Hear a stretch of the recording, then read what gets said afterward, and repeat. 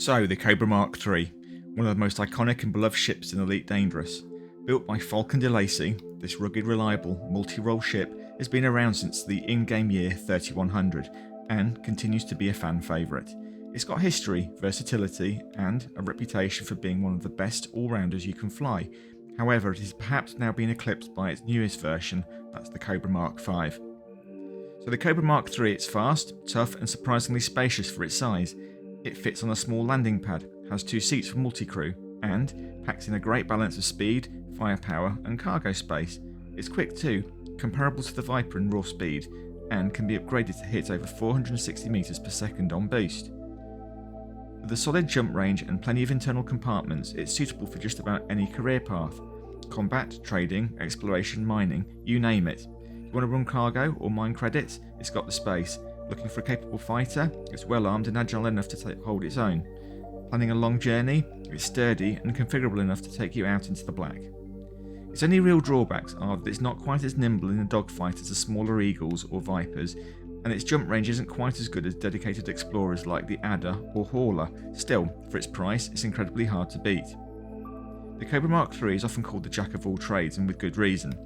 Many commanders use it as their go-to multi-purpose ship, and some even return to it later in their careers just because it's that good. It's a proper workhorse with charm, and it has one of the widest ranges of paint jobs and cosmetics in the game. There's even a bit of legendary lore behind it. The crash ship of Commander John Jameson, one of the galaxy's great heroes, was a Cobra Mark III, and that shows how deeply rooted it is in the Elite's history. So in short, it's fast, flexible and full of character. The Cobra Mark III is a ship that's earned its reputation, and then some.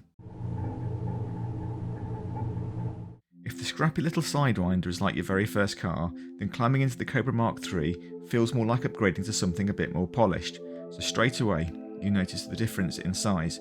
The cockpit feels bigger, with a second seat beside you, which offsets your position slightly to the left, but it doesn't really change the way the ship flies. It definitely changes how it feels to sit at the controls.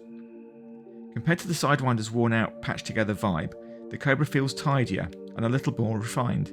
There are drawers and compartments to tuck things away in, fewer exposed pipes or dangling wires, and an overall sense of order. That said, it's still very much a Faulcon DeLacy design, functional and utilitarian rather than luxurious. The cockpit shows signs of scuffs, scratches, and a thin layer of grime that reminds you this ship has seen plenty of action.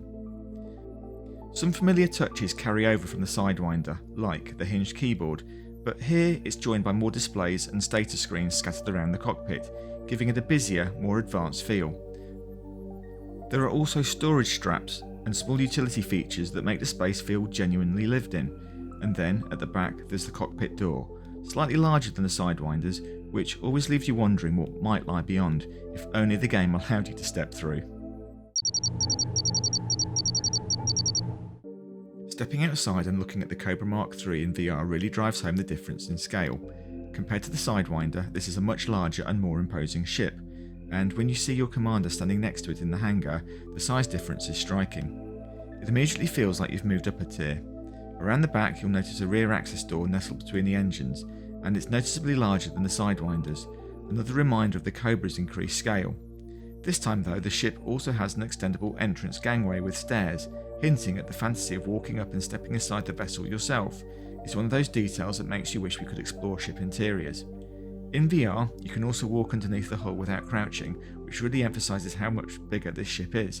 From below and above, the exterior details stand out. The heat vents mounted on the top, the retractable hardpoints and the panelling that makes up the ship's structure, complete with bolts and seams. Compared to the Sidewinder, the Cobra feels newer and better maintained, more polished but still practical. It's very clearly a step up both in presence and in design. And that wraps up our VR tour of the iconic Cobra Mark III. Whether you're a new pilot just stepping up from the Sidewinder or a veteran coming back to the trusted favourite, there's no denying the Cobra's charm, versatility and a place in the Elite Dangerous history. If you enjoyed this look inside the Cobra in VR, don't forget to check out the other videos in the series, like our deep dive into the Sidewinder and upcoming tours of the Python Mark I and the Asp Explorer. Thanks for watching. If you found this helpful or entertaining, feel free to like, subscribe or drop a comment to let me know which ship you'd like to see next. Until then, fly safe commanders, and I'll see you out there in the black.